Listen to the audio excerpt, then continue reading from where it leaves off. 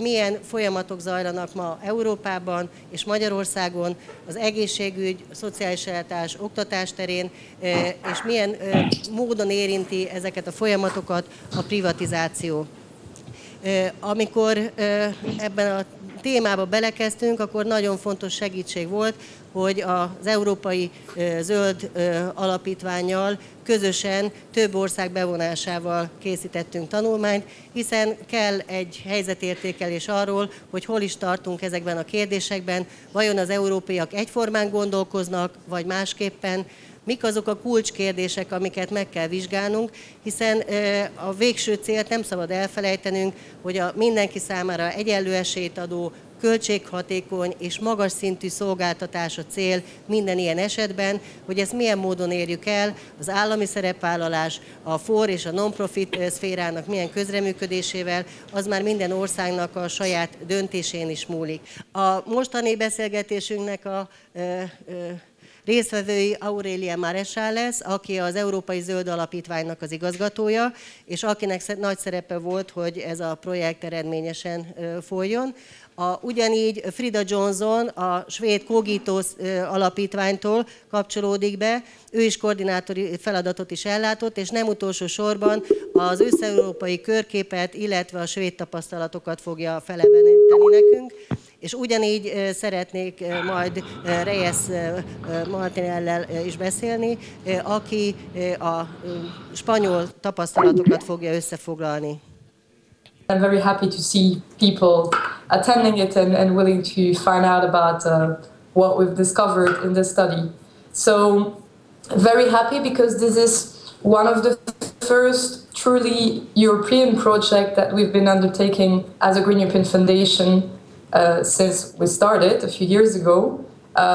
So this is a very truly European project in the sense that it was not something that was imposed or decided by Brussels, like this is maybe sometimes the idea we have about Europe, but this was truly project constructed by European people. And so this project was done with three main partners. So Ökopolisz in Hungary, that you see there in the room, and then Frida Johnson from Cogito, that will talk to you later on, so from Sweden, and Reyes Montiel, which is currently in Spain, and so who did the project also on behalf of Proyecto Eco in Spain. So this is a very great pleasure for us because it's the first time we experiment such a collaboration, and you'll see that it gave a very interesting results in terms of learning from the different countries' experience and being able to check on what is the state of play and what can we do. So that's like the setting of the study you're going to be hearing about. I'm not going to say much about the content as I'm going to leave that to Frida and Reyes, but just to set the scene, let's say, the main focus of the study is, or it's the starting point is quite broad. It's looking at our welfare system in Europe and how they have been evolving, especially because of privatization in the field of education and health system more specifically. So I think this is a very relevant topic for all countries in Europe, but I'm sure very much in Hungary because of the recent political changes, or recent, like over the last few years, this will be even more interesting probably, and the input from the other countries will help you probably find out new ideas. And as we discovered in the event that was held a few weeks ago in Madrid in Spain, listening to what the other countries have done and are experiencing can be very, very interesting and can deconstruct some cliché and some ideas you might have. So this is one of the key finding of this study, and I'm sure you'll discover interesting facts through the presentation of Frida and Reyes.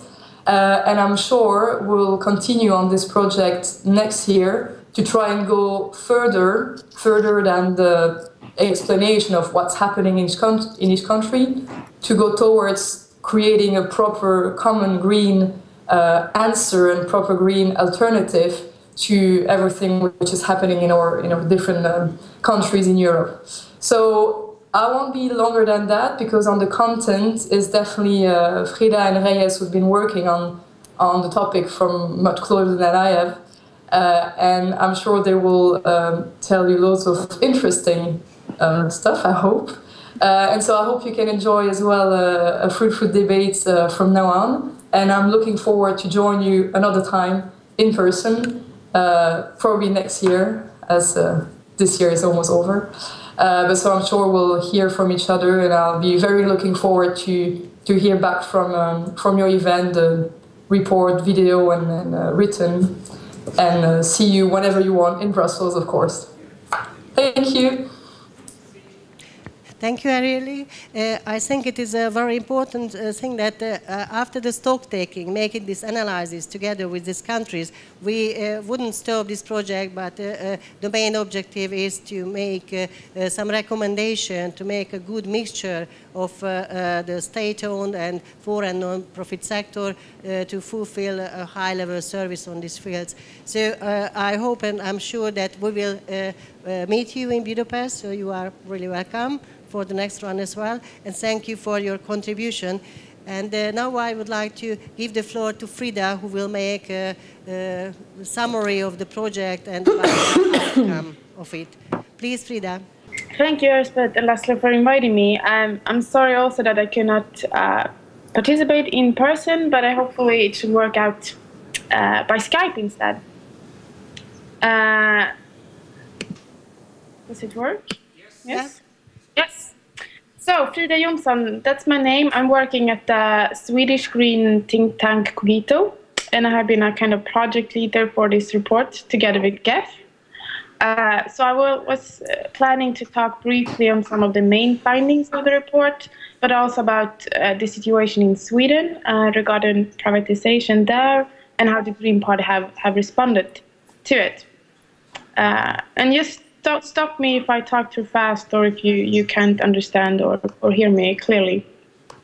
But I will try to keep it, so that you can understand it, even though it's kind of it's kind of a diverse system in the different countries. But firstly, what we did, the contents of the report, and we looked at 5 countries in detail. We looked at UK, England, we looked at Spain, Sweden, Germany, and Hungary.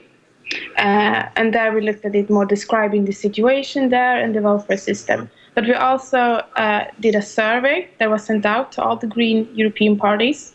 And we got answers from 9 of them, so there was a majority of them. And there was Austria, Belgium, Cyprus, Finland, Ireland, Norway, Poland, Portugal, and Romania. So we're 14 countries in total. And what we asked and looked at that, first we looked at if the regulation and privatization is occurring in these countries. We also looked at if there are any policies and motions that have been launched and discussed by the Green parties in these countries. And we also looked at the Green Party's views on the public sector, the private sector, and the non-profit organizations in welfare. So we made a distinction there between private for-profit and private non-profit. And we focused mainly on education and healthcare, as Aurelie said. So it was primary and secondary education and not higher education, because they were so diverse between the countries. And we looked at hospitals and primary care. In some countries, we also included elder care and care for persons with disabilities, but that looked also very different from country to country. In Sweden, we have a very kind of developed, this is a developed part of the welfare sector, but I know in many countries this is still kind of responsibility for the families and the relatives. And to be clear, it was nothing scientific that we did. Our method was only to ask the Green parties themselves to describe the situation and their opinions about these issues, and that was our focus. And the purpose then was, of course, to see if a some kind of general European green policy in this respect could be discerned, some green view in welfare politics. And so the main findings and the conclusions from the report, firstly, we saw we saw a strong privatization trend across Europe, in almost all countries actually. And it was not only in welfare, it's also seen in privatization in railway system, energy companies, water systems, etc. And we don't know why this is such a strong privatization trend at the moment, but according to the Green Party themselves, some of the reasons were the economical crisis in many countries. We see high budget deficits leading to government and local politicians selling out schools and hospitals to private companies so they can at least reduce this debt temporarily. We also see a higher proportion of older people in many countries, so we have higher demands for elderly care or healthcare, for example. We also see low efficiency in some welfare sector. There's a big kind of bureaucratic public welfare sector that is not so efficient.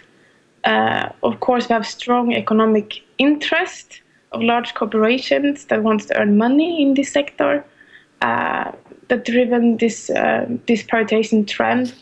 And also we have the more ideological reasons, politicians that favor a more free market in welfare. And these 5 case studies were very different. If you have read them, you realize that, because the situation in the welfare sector, it looks so different in these countries. But we could distinguish some green principles in welfare that the Green parties highlight themselves and got back to when describing the different welfare policies in the different countries.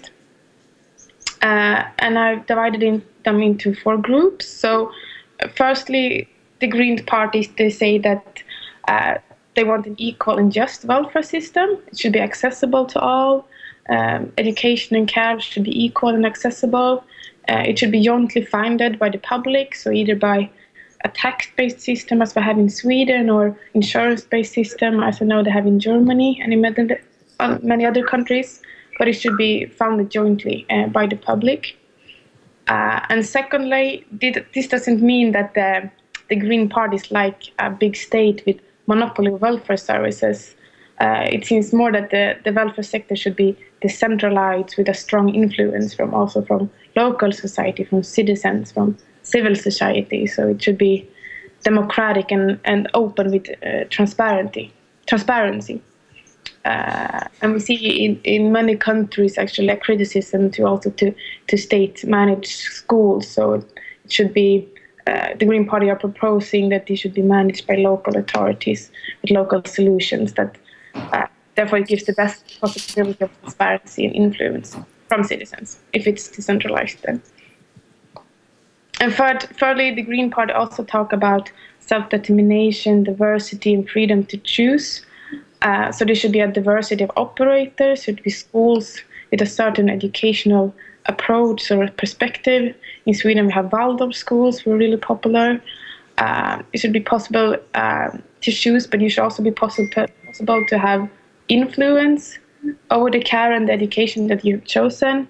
So example, in Germany, the older people can choose their own provision. They can either get cash to hire somebody to take care of them when they get older, often a relative or a family member. They can get home care by a professional, or they can come to a nursing home if they want more care. So they should have self-determination and also freedom to choose between the provider. And last, we also find overall a critical attitude towards privatization in welfare and among almost all Green parties in Europe. It was some exceptions. And especially we see a criticism to large for-profit companies in welfare that provide this service with public money, so to say.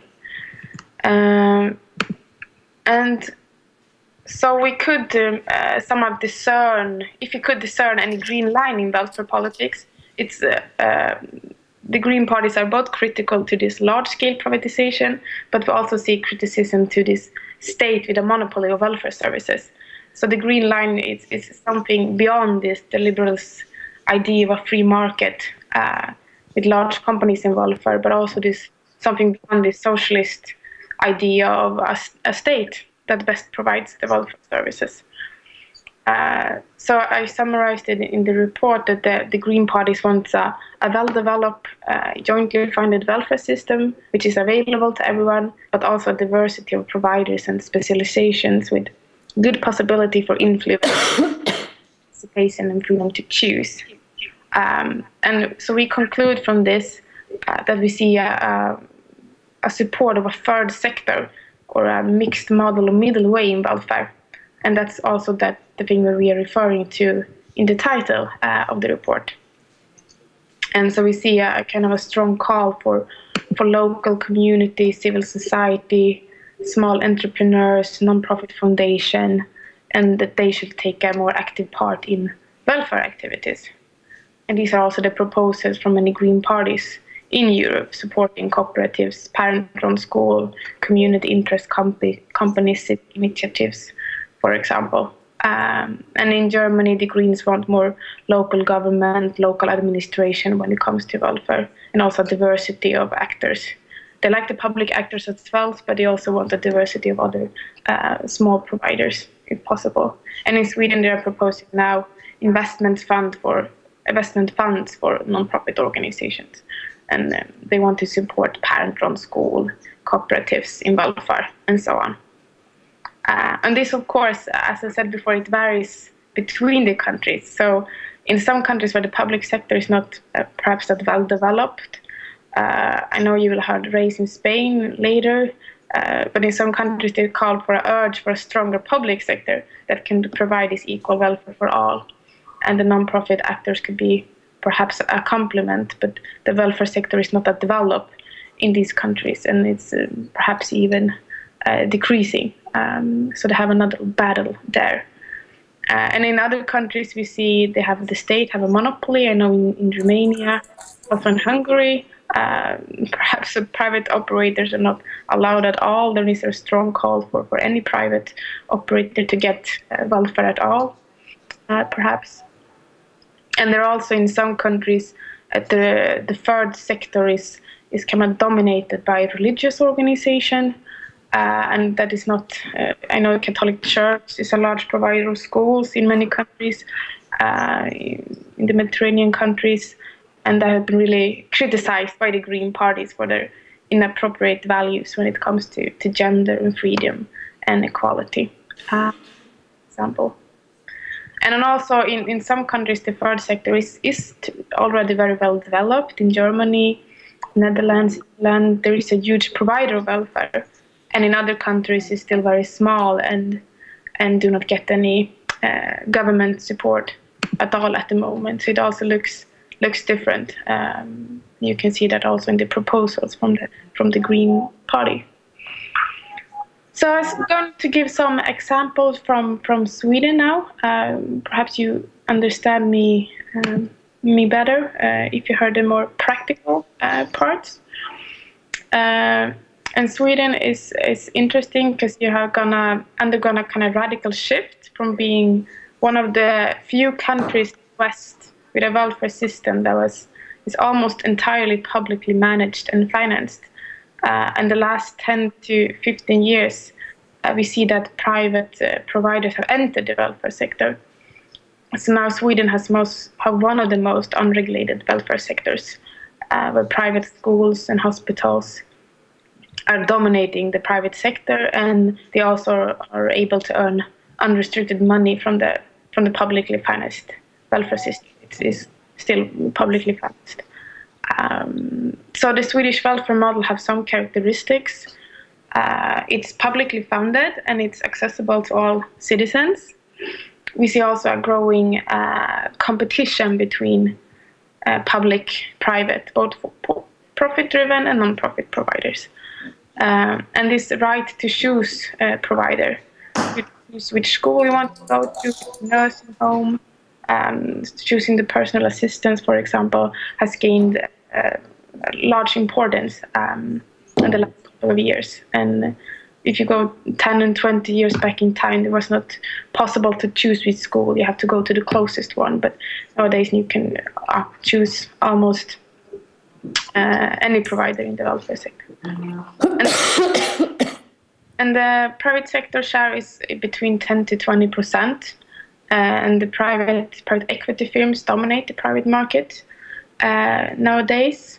But of course, there is a significant variation between the different municipalities. So where I live in Stockholm, the capital, there are more private nursing homes now than publicly managed ones. But there are still more than half of the municipalities in Sweden that lack private alternatives together. And it's the same pattern when it comes to school and primary care. So it's a large sector in the cities, but on the countryside, often in the smaller municipalities, they often only have public operators to choose from, so there's perhaps not any choice at all there.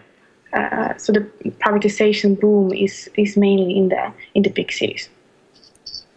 And the reason for this strong privatization trend the last 10 or 15 years in Sweden has to do with several things, but mainly I would say to this have a right conservative government in Sweden the last 8 years that have driven on this development. And we also have seen a criticism against a very bureaucratic state welfare system in Sweden by politicians, but also by the public. So they have urged for more private operators. And there are some reforms, political reforms, that have been important in this trend. We have the private school reform, 1991, which opened up for anyone who wanted to start a school if you fulfilled some basic criteria, and you get paid by the state in relation to how many pupils you choose to. And I think Sweden is the only country which gives private school the same funding as public schools. It's all public money through this school voucher system, and it allows the provider to give also profit to its owner. And it's been highly criticized by the public the last years, because it's been so dominated now by these big equity firms, the big companies. And then we also have a Public Procurement Act in 1994, which allowed local municipalities and counties to outsource welfare activities to other providers through competitive bidding. And that was not possible before. You only have it in public, but then suddenly, 20 years ago, then you were allowed for the first time to outsource welfare activities to both to for-profit companies, but also to foundations or NGOs and so on. And then just a couple of years ago, 5 years ago, we have a new law. It's called the Law of Freedom of Choice. It was introduced by this conservative government.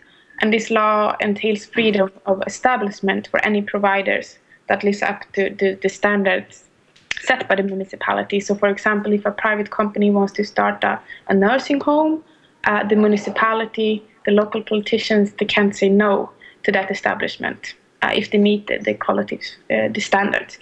And the company then gets paid for every person that chooses that nursing home. But the municipality and the politicians cannot say no if the company wants to establish. And in the beginning of this privatization, it was mostly non-profit actors that have the majority of the private production. But during the last 10 years, these profit-driven companies owned by these huge private equity firms, they have just come to totally dominate the market in healthcare and in education. And so the Green Party responses to all this, during the 80s and 90s, we had mainly a socialist government in Sweden, and the Green Party in Sweden, they lifted kind of the positive aspect of privatization, increased. So it increased diversity, freedom to choose, a more decentralized, less bureaucratic welfare system. So the Green Party was rather positive to this privatization trend. But during the last 10 or 15 years, we have dominated the center-right government in Sweden, and we see a growing dissatisfaction towards privatization privatization, and the focus have shifted from to limiting the potential for profit and limiting the commercial actors, providers in welfare by the Green Party. So they have gained a much more critical attitude to privatizations. And also the big debate in Sweden in the Green Party has not primarily been privatization itself, but rather the profit motive. So who should be entitled to operate a school, and should they be able to profit from that publicly funded money, and so on. And this also reflects the debate in Sweden at the moment. And there have been opinion polls conducted that show that the majority of the Swedes feel that the providers in publicly funded welfare should not be allowed to profit from this activity. So it's really unpopular also by the public. And in the same time, we see since the early 10 years ago, 20 years ago, there has also been a deterioration in performance in the welfare sector in this PISA study. So the performance of the Swedish pupils have decreased. And I'm sure this has likely influenced also the debate that we see a lower performance in welfare and lower quality in welfare that's gone hand in hand with this privatization wave.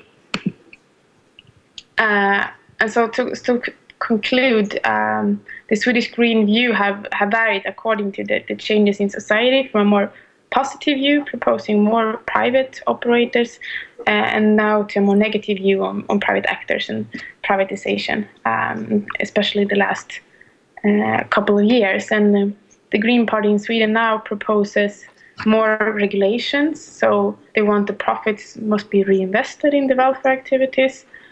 They also want more public funds to welfare. We know social spending in Sweden on welfare have dropped. So also this privatization have occurred simultaneously with some cutbacks in welfare. We also see the Greens are lifting improved working conditions for the people working in the welfare sector. We see also a deterioration of working conditions, especially in this private nursing home and also private primary care centers. The Green Party also proposes more regulation and control in procurement.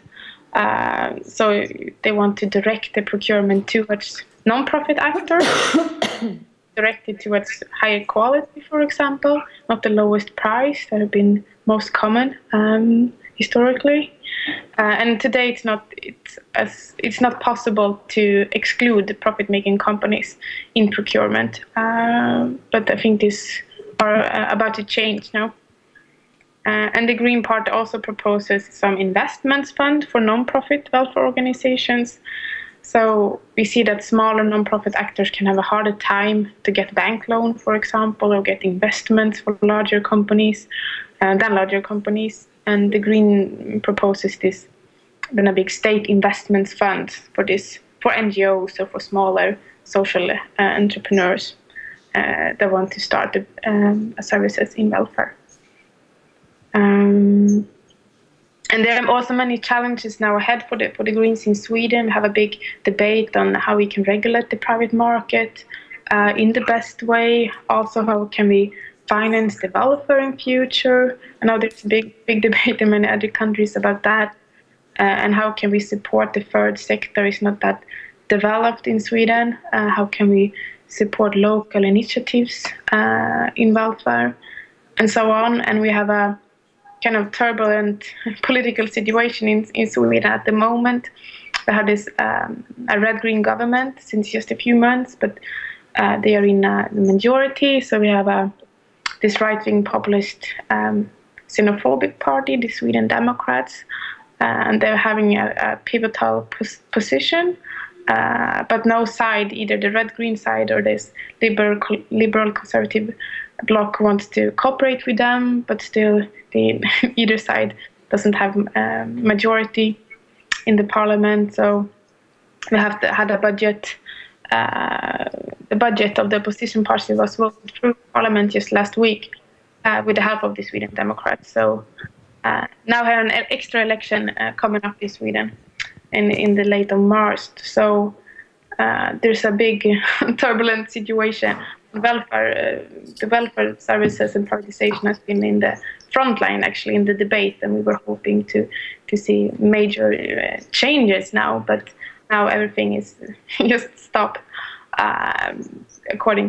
because of the situation. So we don't know what will happen to this privatization wave. It will be occurring further, or if it will be stopped as the red-green government wants. And I think I stopped there. I don't know if you understood me. Thank you, Elizabeth. Good afternoon from Madrid.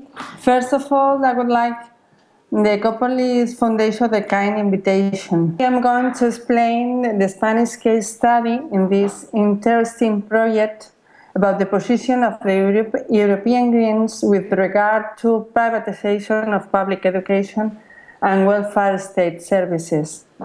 I would also like to thank the Green European Foundation for the opportunity to work on such an interesting study. I've learned a lot because there's no a single model of welfare state in Europe. There are different levels of provisions, and the crisis and the austerity policies have affected the citizens in the southern countries more than in those in the north. So the situations in the selected countries are very different, and the situations of the Green parties are different too.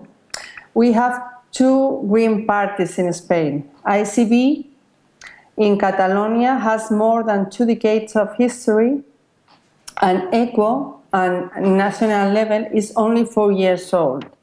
So we can summarize in that the Spanish Greens are against privatization and against the austerity policies and cuts, because in recent years we are talking more about cuts than about privatization in welfare state services.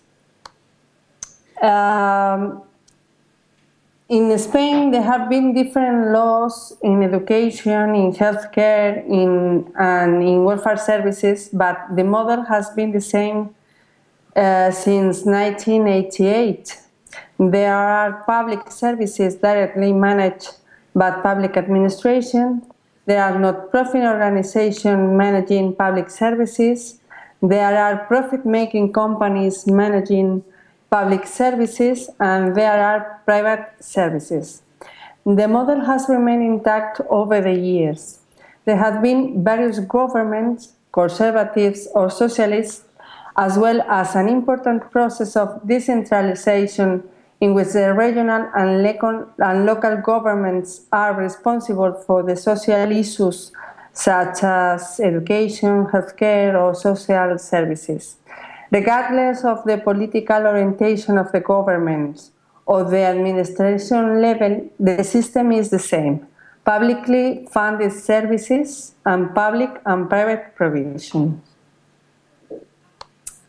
What are the reasons? In contrast to other continental and other EU members, but much like other southern European countries, the Spanish welfare state is close to the so-called Mediterranean model, characterized by less developed social policies and developed institutions and lower levels of social spending. Spain, like other southern countries, joined the list of countries with welfare states when the dictatorship of Franco ended in the middle of the 70s. Social rights such as education, health, pensions, housing, etc. were recognized in 1978 with the advent of democracy. Even the recognition of these rights resulted in the fundamental way of legitimizing the political changes that took place in the Spanish transition to democracy, causing the majority of the population to identify social progress with democratic advancement and vice versa. During the first years of democracy, efforts were made to extend the education and health system so that since 1982, the Spanish model has combined directly managed public resources with private companies, for-profit and not-profit associations to give a short-term response to the recognition of social rights. So the presence of the non-state management, both for-profit and not-profit of services, is very important in Spain. Let's see the sectors. In education, for example, the system is decentralized to regional governments, but there's no difference in the role of the private initiative. Thus, Spain is the second country in Europe, after Belgium, with more pupils in private schools publicly funded. You can see in the presentation, I don't know if you are seeing it, but I can tell you that the 24.3% of pupils of primary level are enrolled in publicly funded private schools and the 10.5% in private centers. I say before that we are the second country with more pupils in private schools, but publicly funded. In 2011, the 11% of educational expenditure went to private school with these agreements. And what is the excuse? Article 27 on the Spanish Constitution proclaims the freedom of choice. The formula of the agreements or contracts with the private schools has been justified by all educational laws, either by special needs or by educational pilot projects in cooperatives. But finally, the freedom of choice proclaimed in the Article 27 has been used as a way to finance the Catholic education. The Catholic Church manages about 80% of the private school with public financing. According to Europa Laica, that is an association that promotes secularism and the total separation between religion and state, the Spanish state paid no less than 3.9 billion euros to the Catholic Church for these agreements. They receive fees from families too, considered as a voluntary in law, but not in practice. In healthcare, the healthcare system is a tax finance system and it is decentralized to regional governments too. As with education, private initiative has been in place since 1980. For hospital, 43% are publicly owned and run, 29.5% are completely private, and 27.5% are private but publicly financed and accessible for all. There are different formulas for the participation of the private initiative in the healthcare system. The first and oldest are the special schemes of social security. These are schemes for civil servants, court officials, and military personnel that they receive private care publicly funded through contracts and agreements between the state and the private insurance companies. Another formula is the agreement with the private hospitals. There are agreements with private hospitals to provide healthcare in certain geographic areas with their own workings and resources. The 49% of Spanish private hospital has patients who come from the public provision. And the 37.7% are not-profit organizations like Catholic Church. This is the consideration that they have in Spain, and manages 8.7% of the publicly funded private sector. And well, NGOs like Red Cross manages 3.8%. The regional governments have basically retained the system of direct managing in its various forms, so some of them have innovated through indirect management. The Alcira model is the first example in Valencia. The Alcira model is a public-private partnership applied to the management of the hospital by means of a concessional model. This formula has 4 principles: public financing, public property, public control in theory, and private management. But professionals, users, unions, and political parties, except the conservatives in governments, has been opposed to this model. In fact, it has been dilapidated. There is another concessional model. The private companies manage all the services except the healthcare. In the concessional model of building and facilities, the public administration rents the building for 75 years and makes a rental payment for the construction every year. The healthcare management is still run by the hospital, which has now become a public company, and the regional government of Madrid decided to operate the construction of 8 new hospitals under this model. Some years later, they wanted to completely privatize this hospital, but the social and the political reaction stopped it. And there's another formula only implemented in Catalonia, which involves the self-management of the healthcare services, called associative entity base. The EVAs are cooperatives of professionals, and they are integrated into the public health system to provide primary care service to the population. Currently, there are 10 associative entity bases that operate in 12 districts with a big area of people attending. ICB, our Green Party in Catalonia, is not in favor of the generalization of EVA system, although they support the professional autonomy management.